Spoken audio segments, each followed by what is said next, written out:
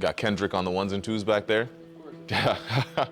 Anyway, feels like we haven't done this in a while, but here we are. Let's start with the most dramatic video I've seen pretty much this year. A small plane crashed right into a field next to Interstate 40 here in Nashville. We now know that 5 people lost their lives in that crash.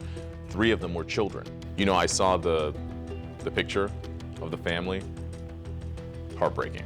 The plane was sputtering. Danny Nova tells me he watched that plane fly low, feet from his home. 50 feet. I was surprised that it cleared the tree. Danny, not only a witness, but someone who once held a pilot license himself. Right from the moment the sputtering started, I started going through procedures in my head. Are you trying to land at John Boone? My engine turned off. I'm at 1,600. I'm going to be landing. NTSB says the plane initially flew too high over John C. Toon. When the pilot doubled back, he was too low. Audio between the pilot and air traffic control before the crash reveal a potential engine issue. I'm too far away. I won't make it. As a pilot, we're trained to do spirals. In a small aircraft, you do spirals. But he didn't have enough altitude to do that. I know that there's been a lot said over in Canada, you know, about this family because that's where they were from. But this was traumatic for a lot of people. I feel bad for those families and the people that perished like that. Yes, sir. You know, just to be in a small plane, the plane crash, sad. The NTSB is running their investigation as they normally do. So we may have to wait a little while before we get any more details. For now, we know that there are a lot of people thinking about this family. Sebastian Rogers is a 15-year-old teen here in Tennessee with autism who's been missing for the last couple of weeks. Now, I'm not going to sit here and pretend like I've been following the story from the very beginning. What I will tell you is that I've heard some of these voices, and I know people are overwhelmed with fear right now because they're worried about what could have possibly happened to Sebastian. The original thinking was that Sebastian Rogers left home on his own, but the fact that he disappeared without a trace now has authorities looking into the very real possibility of foul play.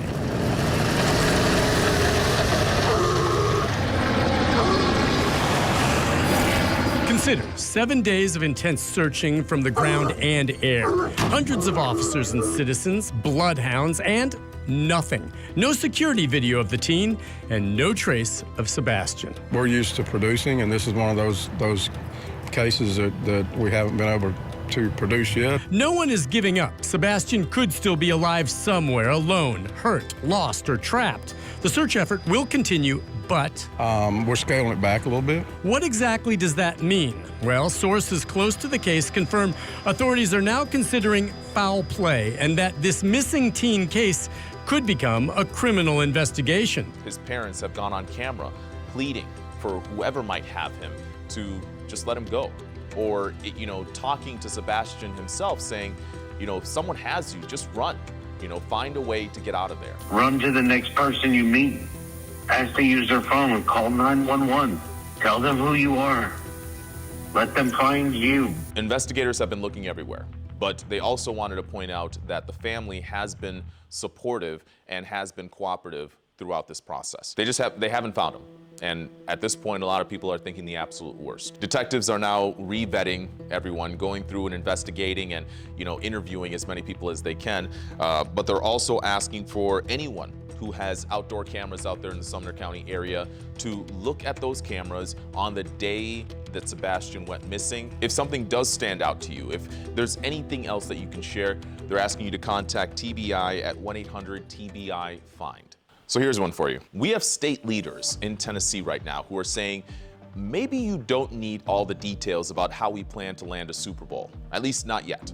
So Mark Ezel is Tennessee's commissioner for the Department of Tourism and Development. He's asking lawmakers to sign on to a bill that would give him and the Attorney General the power to decide which documents that are a part of this deal can be made open to the public and which ones they can seal for up to 10 years. So he wants to be able to decide which ones we get to see. The documents that they would seal for at least 10 years, you have to remember, this would be well after the stadium is already built. So News Channel 5's Chris Davis, you know, he's been at the Capitol and he spoke to Deborah Fisher, who is the Executive Director for Tennessee Coalition for Open Government. Public has a right to know how taxpayer money is spent. Once the deal is done, she thinks the information should be public.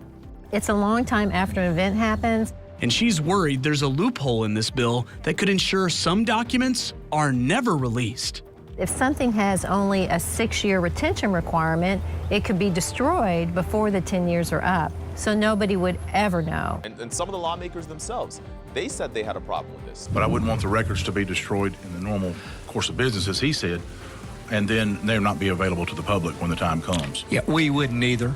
And what we would tell you is we wouldn't be trying to protect something if the negotiation process had been disclosed and done. Part of the issue here is that we've seen cases where the NFL has made some pretty lofty requests just to get a Super Bowl in your city. Now, unfortunately, the example that I have to share is US Bank Stadium, and a certain team happened to win that Super Bowl. What team was that? Not quite sure, it doesn't matter. There was a whole article written by the Star Tribune newspaper back home in Minnesota, that's where I grew up, and they detailed all of the things that the NFL was requesting to get a Super Bowl in US Bank Stadium, which at that point was just brand new. So I'm gonna read you some of the things that the NFL was requesting. This is based on the newspaper article. The NFL requested free police escorts for team owners, 35,000 free parking spaces, presidential suites at no cost in some of the high-end hotels, free billboards across the Twin Cities, and guarantees to receive all revenue from game ticket sales, and even a requirement for NFL preferred ATMs at the stadium. Like I said, they asked for a lot of stuff. And I don't know if they got all of that, but there was a Super Bowl at US Bank Stadium. Usually these Super Bowls are hosted at much warmer climate areas. You know, Los Angeles, Miami, Arizona, that kind of thing. Minnesota in February, I don't know if you're familiar with the area, it was snowing hard. I saw some of the Super Bowl parties and people were in fur coats outside and there was snow everywhere. And so to imagine that Minnesota got a Super Bowl out of that deal, I'm assuming they made a lot of concessions here to get that to happen. Just saying. There are a lot of asks, and I know the NFL puts a lot of money behind helping these stadiums get built. Millions of dollars to make that the case. You know, I love the big game just like anybody else, right? But it feels funny. I mean, that's just my opinion. I want to know what you think.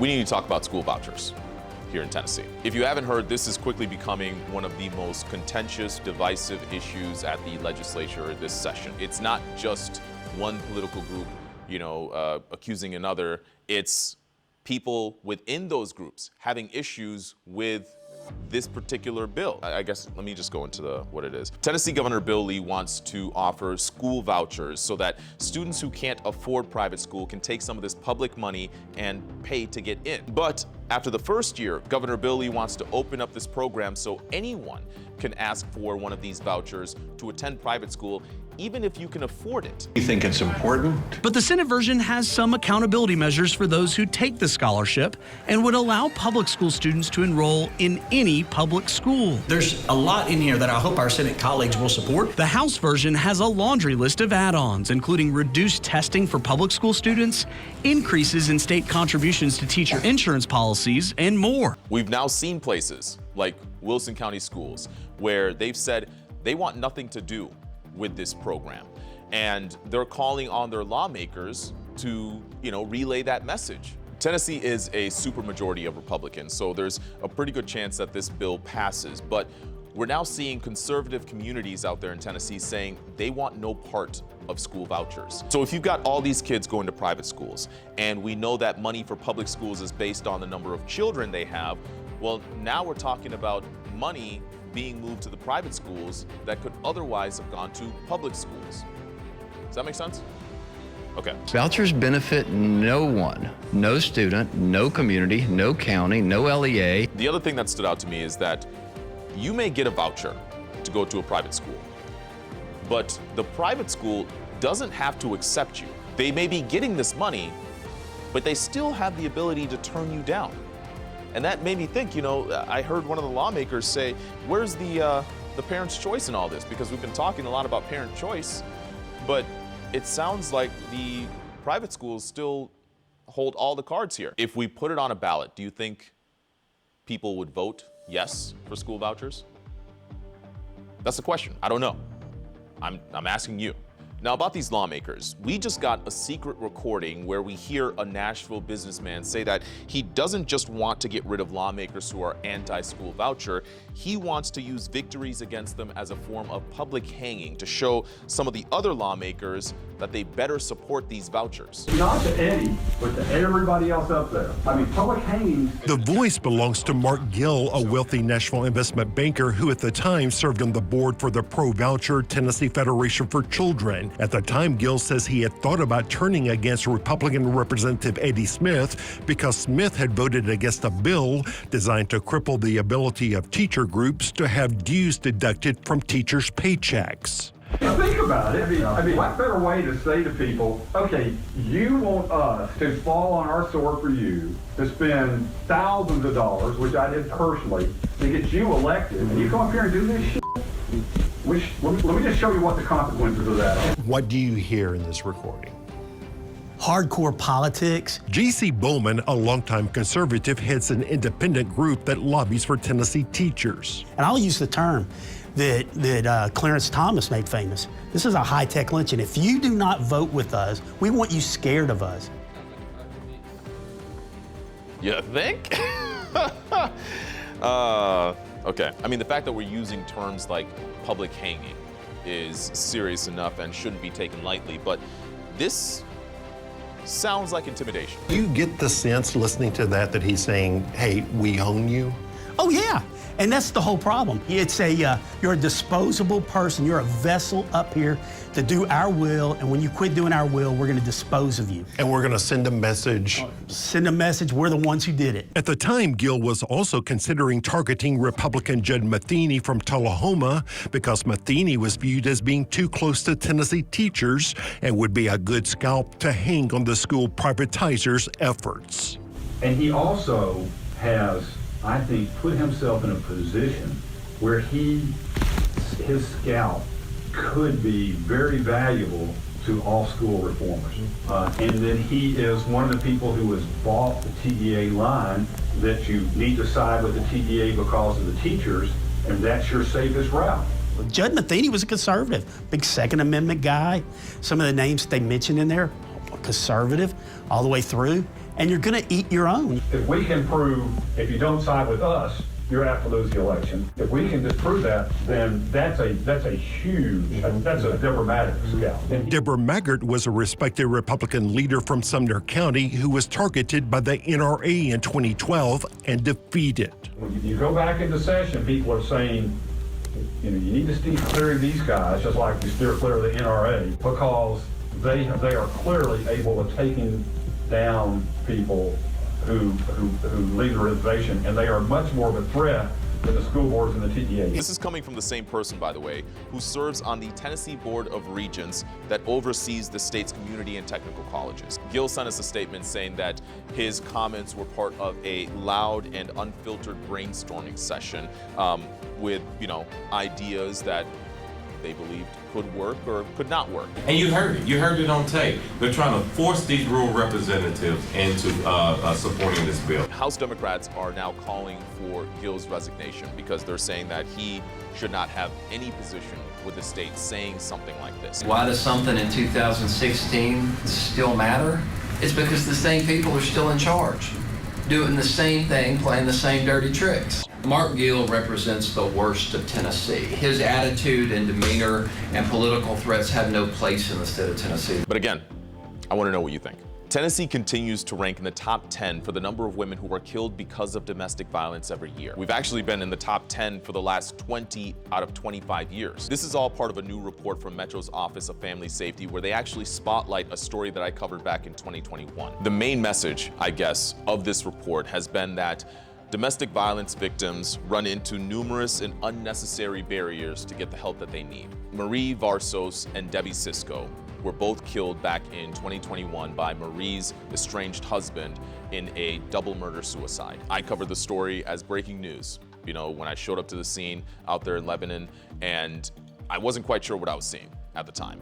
But not long after we found out some of the details, someone called me and said, Levi, you really need to look into this person's case because there's so much more going on. And so we did. This report, what it does is it highlights specifics about the case, and it kind of reiterates some of what we've known, which is that the system failed these two in almost unbelievable fashion. Just to give you some context, this report, it's an annual report. It's supposed to come out every year, but it took years for this one to come out. So you see the number there, it says 2022. This is the 2022 report, it's now 2024. Part of that, some people are speculating, is because this is such a complex case that has a lot of different layers on it. Marie and Debbie, they did so much to try and get help. You know, even they did more than most people typically do under these circumstances. A month before Marie and her mother were killed, she went back to her home that she shared with Sean. You aren't letting me in our house. Stop. Fine, come on in. Come on in. I'm calling the cops still. No, you're not. We know that 6 weeks before she was murdered and a day after she filed for divorce, Sean strangled Marie in their home and threatened her with his gun. Sean was arrested 2 days later and posted $30,000 bail and walked away within 6 hours. No one told Marie that Sean's mandatory 12-hour hold for domestic violence offenders was waived. My sister, my mother, myself, and the rest of our family did everything we could to navigate the very bureaucratic process domestic violence victims face every day in Tennessee. There's so much that happened from when she reported what happened to when he was arrested, but I'll just narrow it down a little bit and just go to the point where he was arrested 2 days later. They released him within 6 hours. There's supposed to be a 12-hour window so that victims can get their stuff and take off wherever they need to, get themselves in a safe place.